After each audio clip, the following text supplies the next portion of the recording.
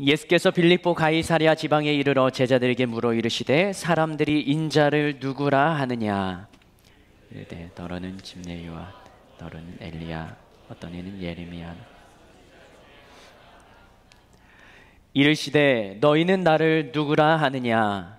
시몬 베드로가 대답하여 주는 그리스도시요 살아계신 하나님의.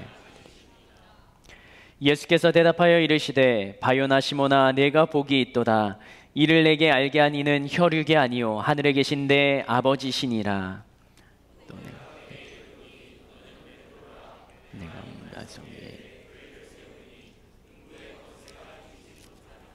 내가 천국 열쇠를 내게 주리니 내가 땅에서 무엇이든지 매면 하늘에서도 매일 것이요 내가 땅에서 무엇이든지 풀면 하늘에서도 풀리리라 하시고, 이에 제자들에게 경고하사 자기가 그리스도인 것을 아무에게도 이르지 말라 하시니라.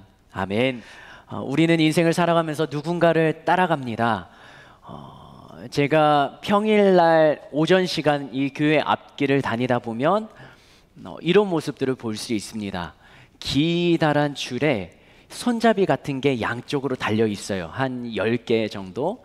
그리고 그 옆에 키가 올망졸망한 아이들이 그 손잡이를 잡습니다. 그러면 줄 사이로 이게 양쪽으로 손을 잡고 따라갑니다. 누구를 따라갈까요? 네, 선생님을 따라가는 것이죠. 여기 뒤에 있는 세안 어린이집, 비전 유아스쿨 저 뒤쪽에 있는 어린이집에서 아이들이 날이 풀리니까 또 추워지기 전에 바람을 쐬러 바깥 활동을 하러 나오는 거죠. 근데 그 어린아이들은 아직은 자신의 생각대로 자기가 가고 싶은 대로 가면 위험한 일들이 발생하니까 선생님들은 긴 줄의 손잡이를 잡고 그 손잡이를 따라가게 합니다. 아이들은 어디를 가는지 바깥으로 나간다는 이야기만 듣지 또 나가서 놀 수 있다라는 이야기만 듣고 선생님을 따라가는 것이지 더 아무런 의심도 또 무엇을 해야 되는지 한 깊은 고민도 하지 않고 그냥 따라가는 것입니다. 어렸을 때 어린 아이일 때는 그렇게 하는 것이에요. 내가 믿을 만한 사람이 가자 하면 의심하지 않고 따라가는 것, 그게 어린 아이들의 삶입니다. 그러다가 조금 이제 시간이 지납니다. 중학생, 고등학생, 이제 청소년기를 지나가게 되면 그때는 따라가는 사람이 또 있습니다. 그런데 그때는 그냥 무작정 따라가는 게 아니라 내 마음에 끌리는 사람, 내 마음과 맞는 사람, 그 사람을 따라갑니다. 그게 바로 또래일 확률이 가장 높죠. 청소년기에 부모님의 손을 잡고 부모님이 가자 하는 대로 따라다니는 사람들이 확률적으로는 더 적죠. 그냥 친구들 만나러 가거나 명절에 어디 가자, 아니면 친척 집에 가자, 할머니 인사하러 가자 그러면 따라가는 아이들보다는 그냥 집에 혼자 있겠다라는 아이들이 더 많죠. 그때는 마음에 끌리는 대로 하는 거예요. 그 이성 친구가 될 수도 있고 연예인이 될 수도 있고 운동선수가 될 수도 있고 아니면 사회적으로 돈을 많이 벌고 성장한 기업의 오너가 될 수도 있고요. 내가 관심 있는 사람의 마음을 쏟고 끌리는 대로 따라갑니다. 그 시절이 바로 청소년기예요. 그러다가 이제 머릿속에 생각이 더 정리가 되고 내 인생을 내가 꾸려가고 또 내 인생을 내가 결정하면서 또 정리하면서 살아가야 된다라는 생각이 드는 그 시점이 되면 대학생 또 이제 대학 졸업 후 취직에 직면하게 되는 그 타이밍이 되면 이제는 내가 끌리는 것, 내 마음에 꽂히는 대로 따라가는 게 아니라 이성적으로 생각을 합니다. 누구를 따라가야 어느 회사에 들어가야 그 누구 라인에 서야 내가 잘 성장할까 그리고 배울까. 내 이성과 내 판단에 의해서 내가 따라갈 사람을 정합니다. 나에게 이익이 되는 사람, 나에게 득이 되는 사람, 혹은 내가 돈을 당장에는 많이 벌지 못하더라도 내가 더 많은 것을 배울 수 있다라는 기회비용을 지불할 수 있는 그 사람을 향하여서 갑니다. 그것을 멘토라고 하죠. 청년기에는 멘토를 정해서 그 멘토를 따라가고 배웁니다. 그렇게 살다가 마지막 단계가 있습니다. 거기서 끝이 아니라 이제는 사회적으로도 세상적으로도 어느 정도 위치에 올라오거나 경험을 쌓게 되면 그 다음에 또 무언가를 찾는 단계가 있습니다. 그게 바로 영적인 내 마음속에 있는 공허함을 채우는 그 단계가 찾아온다라는 것이죠. 멘토로 생각하는 사람을 이 사람 저 사람 혹은 한 사람을 정해서 따라가다가 이 사람과 평생을 가야 되겠다라는 결정을 합니다. 그 시기가 찾아오고 그 사람을 따라갑니다. 자신이 생각했던 방향과 다르면 이제는 내가 홀로 설 수 있다라는 판단이 들면 내가 그 자리에, 멘토의 자리에 서 있기도 하는 것이죠. 요즘 유튜브로 보면 개인 방송을 하는 청년들도 많이 있고요. 또 유튜브나 아프리카나 또 여러 가지 SNS에서 자신의 생각과 주장과 또 내가 성공한 방법들을 다 나누고 공유하는 이 영상들이 계속적으로 올라오는 것을 보기도 합니다. 거기까지가 인생이 살아가는 삶의 모습이에요. 그런데 세상에서는 그 멘토를 찾아서 가는 것, 그리고 내가 성공하는 것, 여기까지가 목표인데 신앙인들에게는 영적인 갈급함이 있는 사람들에게는 그 다음에 한 단계가 더 있다라는 것이죠. 그것이 바로 성경에서 수많은 사람들이 찾아 헤맸던 메시아, 그리고 세상 사람들이 사회적으로 성공하고 굉장히 많은 인기와 높은 직책에 올라갔던 사람들이 생을 마감하고 안타까운 인생의 마무리를 하는 그들을 바라보면서 그들이 외롭고 홀로 있을 때 그 외로움을 위로해주고 그 외로움과 함께 해줄 수 있는 그 누군가가 없었다는 사실.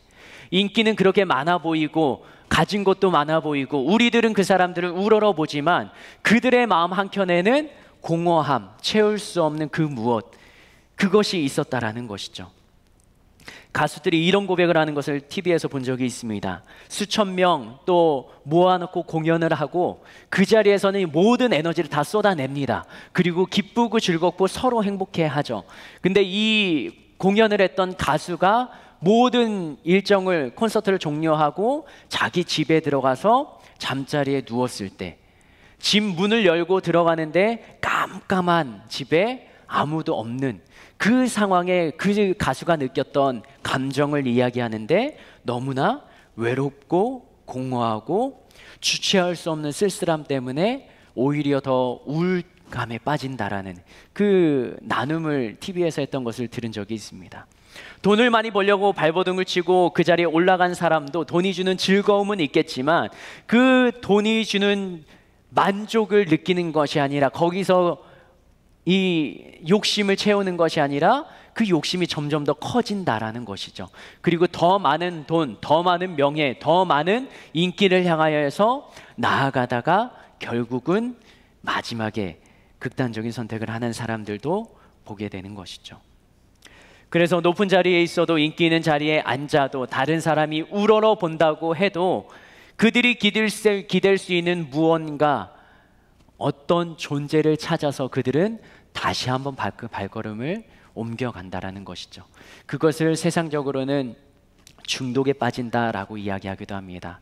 자신이 가진 것을, 지금까지 쌓아온 것을 모두 다 허비하는 그러한 삶의 모습도 우리는 뉴스를 통해서 많이 보게 됩니다. 그런데 그 해답이 바로 오늘 본문 성경에 등장합니다. 오늘 우리가 읽었던 성경 본문에 등장하는 세 부류의 사람을 한번 살펴보고자 합니다.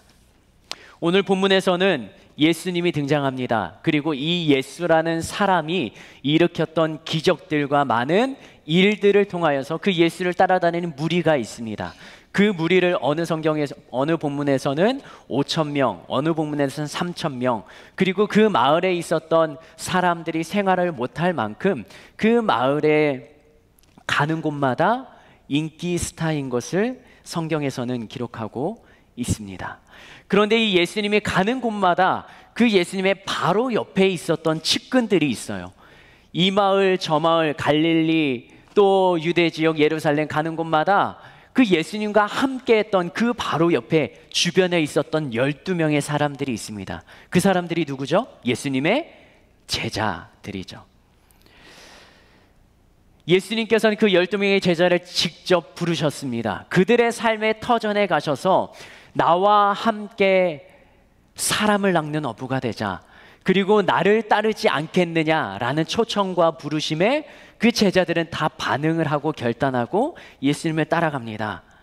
그러면서 이 제자들이 예수님을 따라가면서 봤던 모든 모습들은 무엇이냐면 기적을 일으키는 것, 병든 자를 고치는 것, 귀신을 내쫓는 것, 그리고 수많은 사람들이 앞에 군중들이 모여 있을 때 하나님의 말씀을 전하는 것, 이러한 모습들을 보면서 지금까지 왔습니다.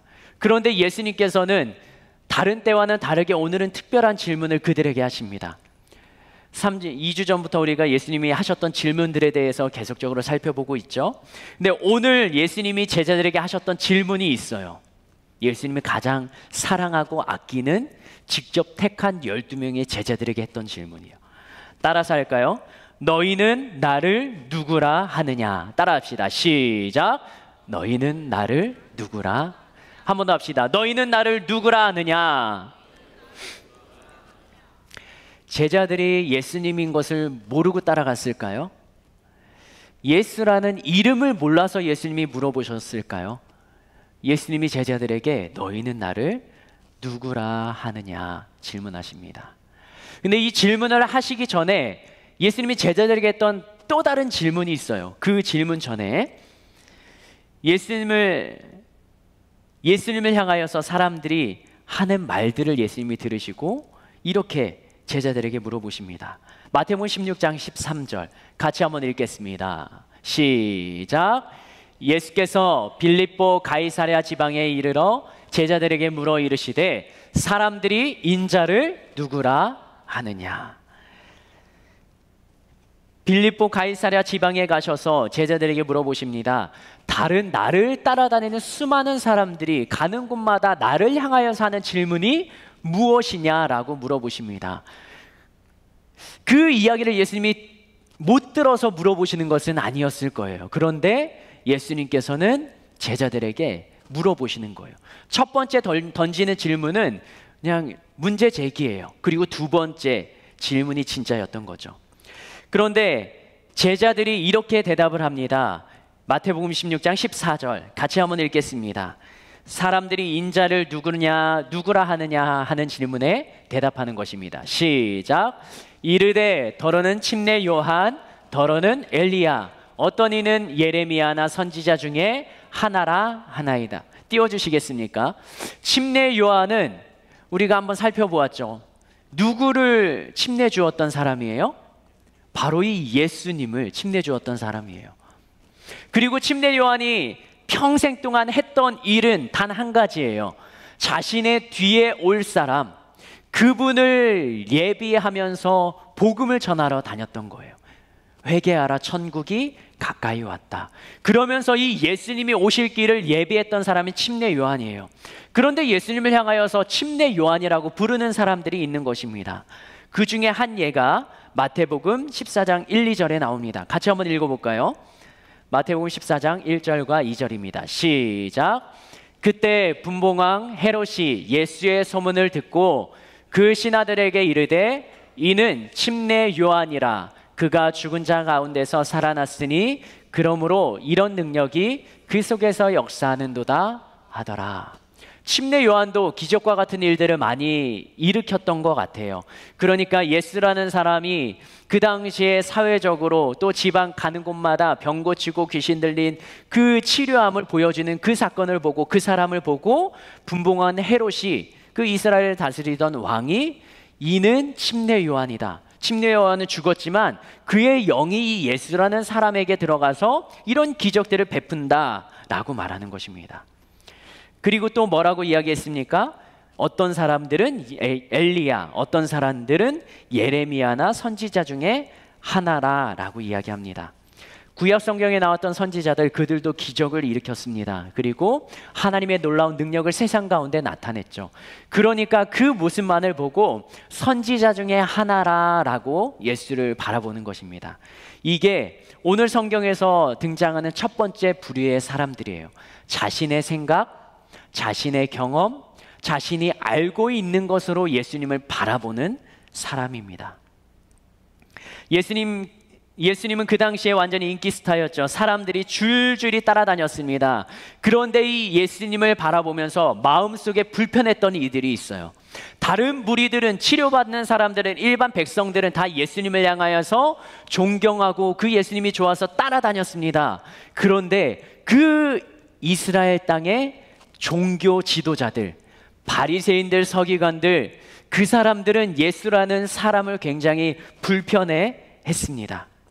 그들이 바라봤을 때는 예수라는 사람이 이단하였어요. 구약의 율법을 가르치는 바리새인 서기관들이 하는 이야기들과 반대되는 내용을 예수님이 가르쳤거든요. 산상수훈에서 예수님이 하셨던 이야기가 팔복을 이야기하시면서 바리새인과 서기관들은 이런 말을 했으나 그러나 나는 이렇게 말한다. 그러면서 너희는 세상의 빛과 소금이 되어라 라고 이전과는 다른, 세상과는 다른 삶을 살아가라고 예수님께서는 계속적으로 선포하셨습니다. 그러니까 종교 지도자들은 불편했는데 예수님을 좋아하는 사람들은 힘이 없는 연약한 사람들이었습니다.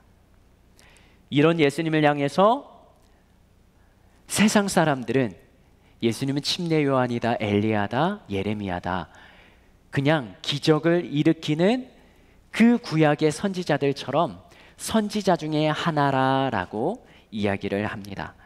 멀리서 보고 듣고 경험한 것만을 가지고 자신의 생각으로 예수를 바라보는 사람들. 그런데 성경에 등장하는 두 번째 부류가 있습니다. 그 부류는 바로 예수님의 12 제자들입니다. 예수님이 처음에는 사람들이 인자를 누구라 하느냐 물어봅니다. 그런데 두 번째 질문을 하시죠. 그게 바로 오늘 본문에 등장하는 것입니다. 따라서 할까요? 너희는 나를 누구라 하느냐. 한 번 더 따라 합시다. 너희는 나를 누구라 하느냐. 예수님께서는 뜬금없이 왜 그렇게 물어보셨을까요? 제자들이 예수님을 따라다니는 것, 그 제자들의 마음 한켠에는 굉장히 기분 좋고 행복했을 거예요. 왜냐하면 예수님을 따라오는 수많은 무리들이 있습니다. 그리고 예수님과 함께 할 때는 기적과 같은 일들을 많이 경험합니다. 그리고 병도 고침받고 귀신도 내쫓고 이 제자들은 예수님을 따라다니면서 그러한 권능도 얻었어요. 제자들이 나가서 둘씩 복음을 전하러 나가면 진짜 귀신도 쫓겨나가고 또 병 고치는 자들도 생겼습니다. 그리고 가끔가다 이 유명한 연예인이었던 예수님이 베드로야 가서 물 좀 떠와라. 유명한 사람이 자신의 이름을 불러주면 괜히 수많은 무리 앞에서 어깨가 으쓱하는 거죠. 내가 예수님이 직접 뽑은 제자야. 12명 중에 한 명이야. 어떻게 보면 너희와는 다르다는 생각이 이 예수님의 12제자의 마음 가운데 있었을 거예요. 왠지 자랑스럽고 당당하고 무언가 된 것과 같은 그런 감정을 느끼는 제자들을 향하여서 예수님께서는 너희는 나를 누구라 하느냐 물어보시는 것입니다. 제자들은 그 질문에 대답할 마음가짐이 준비가 되어 있지 않았습니다. 제자들의 삶을 보면 예수님께서 바리새인과 사두개인들의 누룩을 주의하라 말씀하시니까 우리가 먹을 떡을 가져오지 않았다. 예수님께서는 영적인 것을 또 마음을 새롭게 할 것을 부패하는 것을 주의할 것을 이야기하시면 제자들은 항상 그러면 육신적으로 우리가 떡을 준비하지 못했구나. 누룩이 들어가 있는 떡을 준비하지 못했구나. 우리가 육신적으로 무언가를 못했구나. 영적인 것을 바라보지 못하고 육적인 것에만 머무르는 하루하루 먹고 사는 것에만 집중되어 있던 제자들이었습니다. 예수님의 제자들이라고 하면 무언가 좀 뛰어나야 될 것 같습니다. 예수님이 능력이 있고 위대한 분이시잖아요. 그러니까 그 예수님이 제자로 뽑은 사람들은 사회적으로도 한 가닥씩 하는 사람들이 뽑혀야 될 것처럼 느껴집니다. 그런데 예수님이 뽑았던 제자들은 평범했어요. 별 볼 일 없었습니다. 세상적인 권력자도 없었어요. 오히려 손가락질 당하는 세리가 예수님의 제자로 뽑히기도 했습니다. 인간적으로 보면 예수님의 제자가 아닐 것 같은 그 12명을 뽑아서 데리고 다니셨던 것입니다. 그러면서 물어봅니다. 너희는 나를 누구라 하느냐? 예수님께서는 제자를 완벽한 사람으로 뽑지 않으셨어요. 훌륭한 자를 찾지 않으셨어요. 재능과 달란트가 충만한 풍성한 사람을 뽑지 않으시고 볼품 없는 자, 별 볼 일 없는 자, 그러나 열정이 있는 자를 뽑으셨습니다. 무슨 열정일까요? 주님의 부르심에 모든 것을 내려놓고 뛰어갈 만큼 영적인 갈급함, 예수님에 대한 열정이 있는 자, 그런 자들을 부르셨습니다. 우리에게는 그 주님의 부르심이 있습니까? 어떤 사람들은 멀찌감이 서서 예수님을 바라봅니다. 그리고 그냥 어떤 능력을 베푸는 선지자 중에 하나라 이야기합니다. 그게 세상 사람들일지 모르겠어요. 예수라는 위대한 사람, 인격적인 사람이 있었지만, 위대한 성인 중에 한 사람, 예수라는 사람이 존재했지만 나는 그 사람 믿지는 않아 라고 부정하는 사람들. 그러나 예수님께서는 우리들을 부르셨습니다. 그리고 예수님을 믿는 자리에까지 초청하셨습니다. 그리고 우리들은 그 부르심에 반응하고 예수님의 제자들처럼 예수님을 만나는 자리, 예배하는 자리에 나온 저희들입니다. 우리들은 주님의 부르심에, 주님의 선택하심에 100% 순종하며 나아갑니까? 아니면 내가 필요할 때만 선택적으로 주님 앞에 순종합니까? 오늘 말씀을 통해서 주님께서는 다시 한번 부르십니다. 예배당만 왔다 가는 수준이 아니라 그 자리에서 일어서서 각 사람에게 주시는 주님의 음성과 사명과 부르심에 우리에게 맡겨주시는 역할에 반응하기를 주님께서는 원하시는 것입니다. 제자들처럼 어찌 보면 내 삶의 터전보다 내가 중요하다 생각하는 그것을 내려놓고 다시 한번 주님 앞으로 헌신하며 나오기를 원하시는 그 주님의 마음이 오늘 본문 속에 담겨 있는 것입니다. 예수님과 가까이에서 함께하며 예수님과 먹고 자며 예수님이 하시는 말씀과 수많은 고뇌와 걱정과 염려와 기도의 자리까지 제자들은 함께 가면서 예수님과 함께하는 그 자리를 통하여서 예수님의 제자로 훈련받고 연단받는 그 두 번째 부류의 사람들, 그 사람들이 혹시 내가 돼야 되는 것은 아닐까요?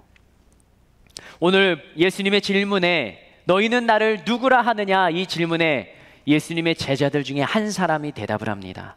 마태복음 16장 16절 같이 한번 읽어보도록 하겠습니다. 시작. 시몬 베드로가 대답하여 이르되 주는 그리스도시요 살아계신 하나님의 아들이시니이다. 많이 보셨던, 들어보셨던, 그리고 읽었던 성경의 내용일지 모르겠습니다. 시몬 베드로가 다른 제자들보다 앞서 반응을 합니다. 그러면서 이렇게 이야기합니다. 주는 그리스도십니다. 그리고 살아계신 하나님의 아들이십니다. 여기서 첫 번째 베드로의 고백을 보면, 대답을 보면 주라고 부릅니다. 예수님이 나의 주인이라는 고백입니다. 그냥 유명인이 아니라, 위대한 사람이 아니라 주인으로 모시겠다라는 고백이 이 베드로의 심정에 담겨 있는 것입니다. 그리고 두 번째로는 이렇게 표현합니다. 그리스도라고 말합니다. 그리스도라는 말은 헬라어예요. 그리고 히브리어로는 메시아라는 단어입니다. 이 그리스도, 메시아라는 뜻은 기름 부음 받은 자예요. 성경에서 말하는 기름 부음 받은 자는 왕과 제사장과 선지자, 하나님의 부르심과 하나님의 뜻, 하나님의 사명에 헌신한 자들, 그리고 하나님이 택한 자들, 구별된 자들을 기름을 부어서 세웠던 것입니다. 근데 그 사람이 바로 스승으로 모시고 주인으로 모시고 따라가는 바로 이 예수님이라고 사도 바울은 고백하는 것입니다. 베드로는 고백하는 것입니다. 그러니까 구약에서 예언되었던 그 메시아가 바로 여기 눈앞에 있는 주님이십니다 라고 성경에 있는 모든 내용과 이 예수님을 믿음으로 고백하는 것이죠. 그리고 세 번째로는 이렇게 표현합니다. 살아계신 하나님의 아들입니다. 살아계신 하나님이라는 표현은 성경에서 이럴 때 표현합니다. 죽어있는 신 바알과 아세라를 표현할 때, 그리고 그 대적하면서 이 땅 가운데 역사하며 기적을 일으키는 하나님, 그분 일하시는 하나님을 말할 때 살아계신 하나님이라고 말합니다. 인간으로서 존재하는 예수가 아니라 신, 하나님, 살아계신 분, 이라는 믿음의 고백을 하는 것입니다. 눈앞에 살이 만져지는, 어렸을 때 아기부터 지금 30살이 넘게 자라나온 예수, 그 존재로서가 아니라 하나님이라는 신앙의 고백인 것입니다. 이 베드로의 고백을 예수님께서는 이렇게 칭찬하십니다. 17절 말씀 같이 한번 읽어보겠습니다. 시작. 예수께서 대답하여 이르시되 바요나 시몬아, 내가 복이 있도다. 이를 내게 알게 한 이는 혈육이 아니요 하늘에 계신 내 아버지시니라.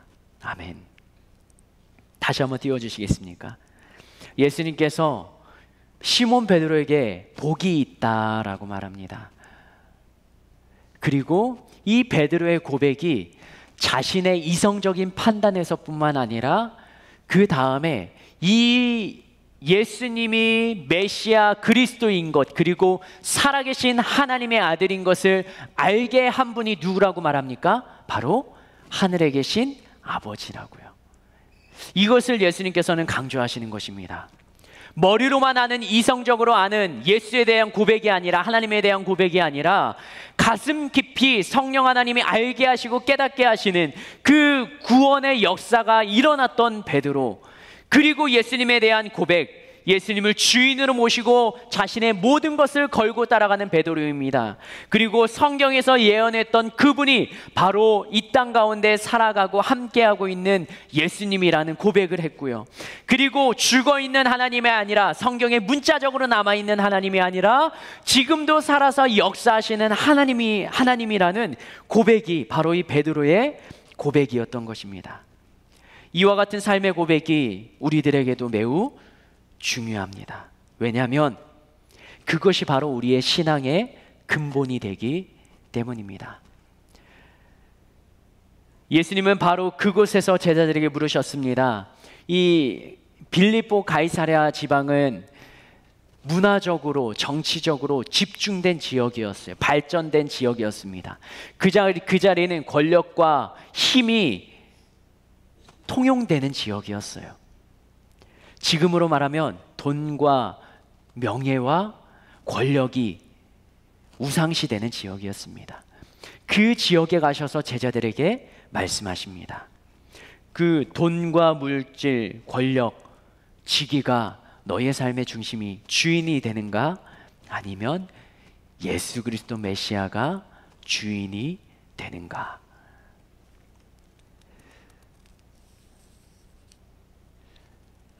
예수님께서는 이 땅 가운데 살아갈 때 제자들과 수많은 사람들이 염려와 근심과 고민과 걱정 속에 살아갈 것을 알고 계십니다. 그리고 그들을 향하여서 하나님의 나라에 헌신하며 살아가는 제자들조차 흔들리고 무너질 것을 알고 계셨습니다.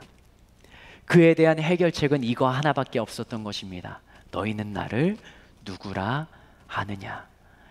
세상의 모든 것, 가진 것, 물질이 다 무너지고 나이가 가진 것이 없어진다 할지라도, 그러나 삶의 중심, 삶 속에 흔들리지 않는 한 가지를 가져야 되고, 하나님의 나라를 위해 헌신한 자라면 그것만을 붙들고 나가야 되는데, 그것만은 포기하면 안 되는데, 그런데 그것을 예수님께서는 제자들에게 다시 한번 질문하시면서 도전하시는 것입니다.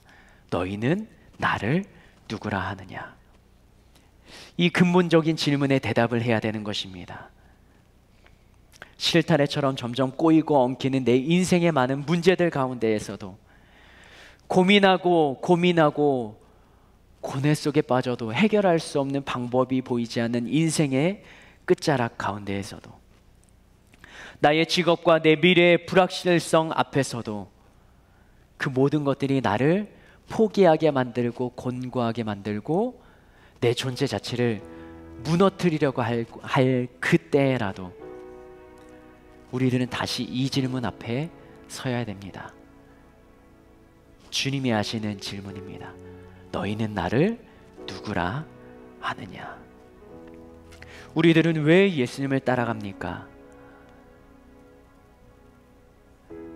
우리들은 왜 이 자리에 앉아 있습니까?